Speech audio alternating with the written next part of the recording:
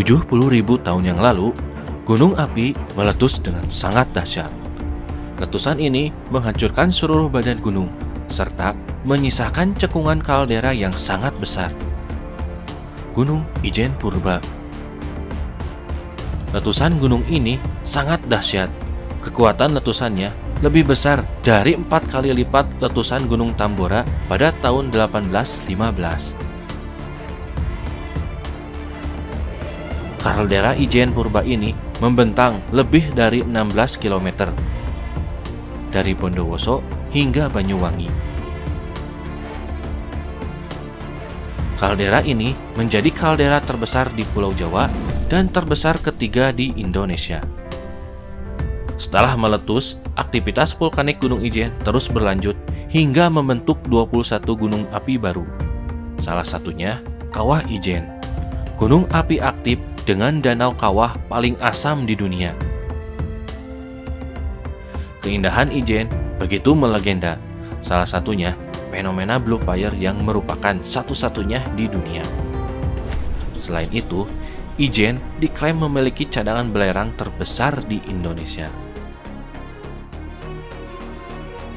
Teman-teman, pada video kali ini kita akan membahas Ijen dari zaman purba hingga keindahannya sekarang. Yuk, mari kita simak.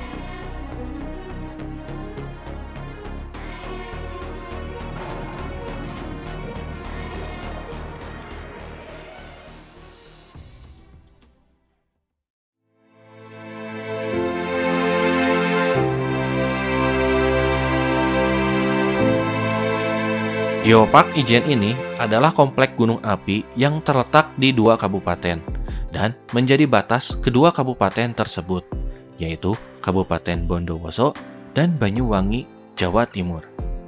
Nama Ijen diambil dari Gunung Ijen yang menjadi dasar pembentukan cerita geologi di seluruh kawasan geopark ini, serta hubungannya dengan unsur biologi maupun budaya yang ada di sekitarnya. Di seluruh geopark Ijen terdapat 21 situs geologi yang menjadi destinasi wisata. Salah satu dari banyak situs geologi yang mempunyai fenomena yang luar biasa, yaitu Kawah Ijen. Danau Kawah Ijen berwarna hijau toska yang sangat cantik. Tapi, walaupun sangat cantik, jangan sekali-sekali berpikiran untuk mendekati danau ini. Karena Danau Ijen adalah danau paling asam di dunia. Tingkat keasaman danau ini hampir mendekati 0. Air danau bisa melarutkan benda apapun dengan sangat cepat. Keindahan Kawah Ijen begitu melegenda dan sangat terkenal bahkan di dunia. Di Kawah Ijen ada sebuah fenomena unik yang hanya ada satu di dunia, yaitu fenomena Blue Fire. Fenomena api biru yang muncul di daerah Solvatara. Kawah Ijen dan fenomena Blue Fire ini lebih lanjut kita bahas di bagian tengah video. Jadi terus simak video ini. Kawah Ijen sendiri menjadi destinasi wisata unggulan di Jawa Timur. Mulai dari wisata lokal sampai wisatawan mancanegara pun ramai mengunjungi Ijen. Kaldera Ijen ini sangat luar biasa. Kawah Ijen sekarang adalah bagian kecil dari keseluruhan kaldera Ijen yang sangat luas. Beberapa situs yang terkenal di kawasan Geopark Ijen diantaranya Kawah Hurung, Gunung Anyar, Batu Soon, serta beberapa air terjun yang sangat memukau.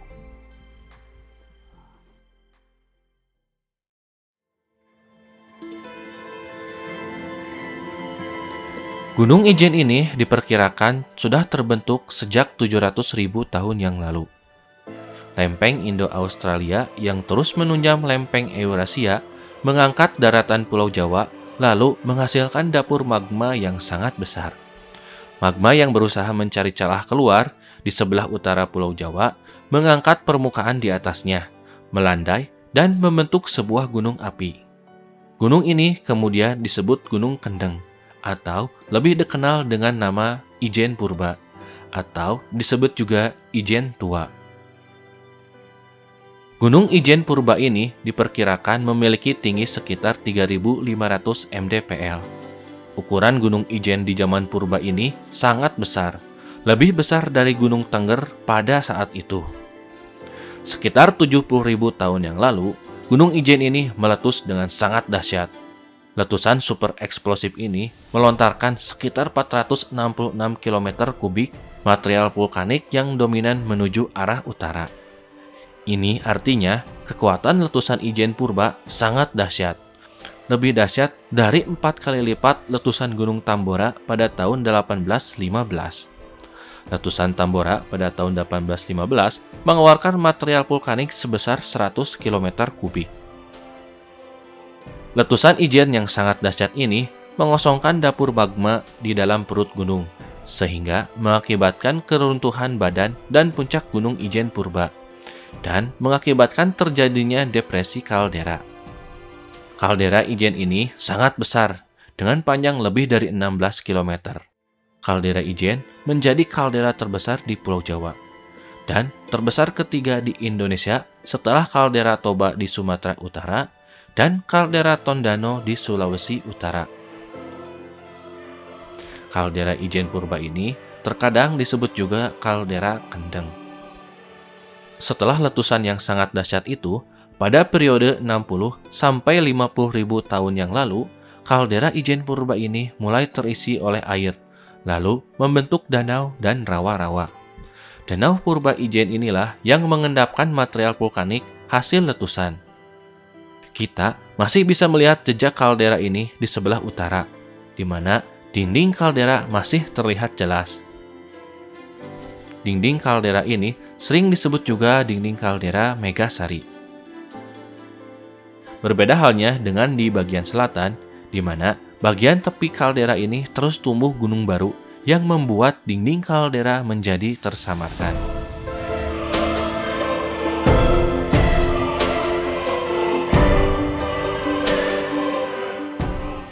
Setelah terbentuk kaldera, aktivitas vulkanik di bawah kaldera Ijen terus berlanjut.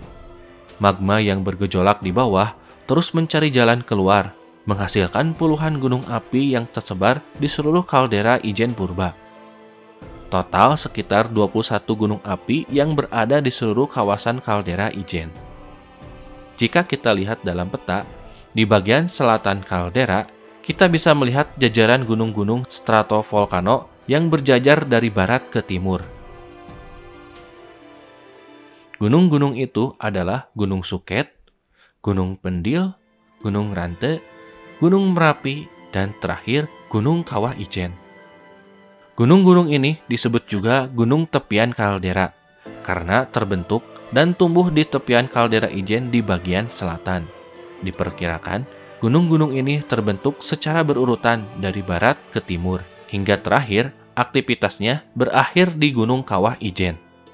Bisa dikatakan, Kawah Ijen adalah anak bungsu dari Gunung Ijen Purba. Sedangkan Gunung Raung yang berada di bagian paling barat tidak termasuk ke dalam bagian dari Ijen Purba. Selain di tepian kaldera, gunung-gunung api juga terbentuk di dalam kaldera Ijen, walaupun di antaranya banyak yang hanya berupa bukit yang tidak terlalu tinggi. Di antara gunung itu adalah Kawah Hurung, Kawah Hapera, Bukit Jabal Kirmit, Gunung Papat, Bukit Lengker Patek, dan belasan gunung lainnya yang terbentuk di dalam kaldera Ijen. Selain Gunung Kawah Ijen, semua gunung yang berada di kawasan kaldera Ijen tidak berstatus aktif. Uniknya, walaupun aktivitas vulkanik Ijen terus berlanjut dan terus membentuk gunung-gunung baru, bagian utara kaldera yang biasa disebut juga dinding kaldera Megasari tampak masih utuh dan tidak terlihat aktivitas vulkanik yang menghancurkan dinding.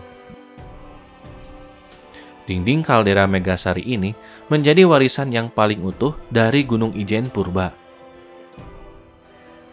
Dinding kaldera Megasari ini terbelah menjadi dua bagian akibat dari pergerakan tektonik. Retakan ini pula yang membuat Danau Ijen Purba mengering dan mengalirkan airnya ke bagian utara. Di retakan ini ada air terjun Belawan yang merupakan aliran dari Sungai Kalipait, di mana air dari air terjun ini dialirkan ke sungai bawah tanah.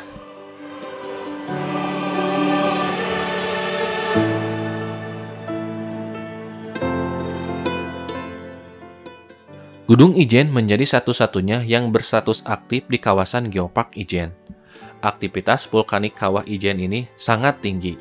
Tercatat, Gunung Ijen ini beberapa kali erupsi, walaupun skala erupsinya tidak terlalu besar. Tahun 1999 menjadi catatan terakhir gunung ini terakhir kali erupsi. Gunung Kawah Ijen ini berada di tepian bagian timur kaldera Ijen Purba. Kawah Ijen ini memiliki ketinggian 2386 mdpl. Kawah Ijen bersebelahan dengan Gunung Merapi. Jika kita lihat, Gunung Ijen dan Gunung Merapi masih berada pada satu badan. Gunung Ijen memiliki kawah yang sangat cantik dengan air danau yang berwarna hijau toska yang memanjakan mata. Danau ini memiliki kedalaman sekitar 182 meter dengan diameter sekitar 2 km. Walaupun danau kawah ini sangat cantik, tapi jangan tergoda untuk menyentuh permukaan airnya. Karena air danau ini merupakan danau kawah terasam di dunia, di mana tingkat keasamannya hampir mendekati nol. Air danau bisa melarutkan benda apapun dengan sangat cepat. Tingkat keasaman ini dihasilkan akibat reaksi kimia antara magma, batuan, gas vulkanik seperti H2S, CO2, SO2, dan gas panas bumi dengan konsentrasi yang sangat tinggi. Di sebelah barat kawah, kita bisa melihat dam yang merupakan dinding kaldera yang tipis. Fenomena yang paling unik dari Kawah Ijen adalah fenomena blue fire yang disebut-sebut menjadi satu-satunya di dunia. Sebetulnya, selain di Kawah Ijen, blue fire juga pernah terjadi di Gunung Dalon di Ethiopia dan pernah terjadi juga di Selandia Baru. Tapi sekarang, fenomena blue fire ini hanya bisa dilihat di Ijen saja. Jadi, blue fire Ijen sekarang menjadi satu-satunya fenomena blue fire di dunia. Blue fire Kawah Ijen sendiri terjadi karena adanya danau asam yang mengandung gas belerang. Gas tersebut teroksidasi dengan udara saat naik ke permukaan pada temperatur yang sangat tinggi, dengan konsentrasi yang tinggi. Dari proses oksidasi inilah muncul reaksi kimia yang menghasilkan api berwarna biru. Warna api ini semakin terlihat jelas akibat suhu kawah yang sangat tinggi, yaitu 600 derajat Celcius. Tidak hanya itu, suhu tersebut dapat membuat gas belerang menjadi sangat panas saat teroksidasi.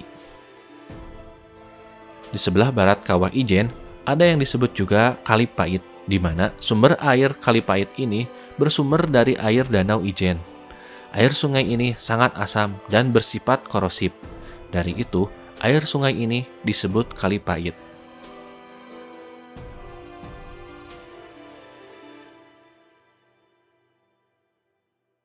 Selain kawahnya yang sangat indah, Ijen juga terkenal akan tambang belerangnya.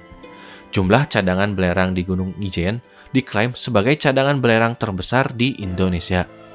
Sedikitnya, 14 ton belerang setiap hari berhasil ditambang untuk diolah di pabrik pengolahan belerang.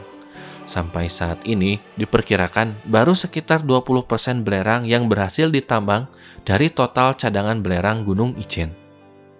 Belerang Ijen ini sudah ditambang sejak zaman kolonial Belanda, sekitar tahun 1911. Dahulu, belerang-belerang Gunung Ijen ini sangat bernilai karena dijadikan bahan baku untuk bubuk mesiu yang diperlukan untuk berbagai macam keperluan senjata api. Sekarang, pemanfaatan belerang Ijen ini digunakan untuk berbagai macam keperluan seperti obat-obatan, pupuk tanaman, pemutih, bahkan campuran untuk bahan kosmetik. Maka, tidak heran jika kita pergi ke Kawah Ijen, kita akan disuguhi potret perjuangan para penambang belerang bertaruh nyawa menambang belerang dari atas danau kawah yang sangat asam, lalu membawa belerang-belerang tersebut ke pengepul atau ke pabrik pengolahan. Demikian video kali ini. Terima kasih kepada teman-teman yang telah menonton dan sudah mensubscribe channel ini. Semoga dengan dukungan teman-teman, channel ini bisa terus menayangkan video-video yang bermanfaat. Jika kamu suka, silahkan klik like. Jika belum subscribe, bisa sekalian tekan dulu tombol subscribe-nya. Jika ada pertanyaan, kritik, dan saran, silahkan tinggalkan di komentar.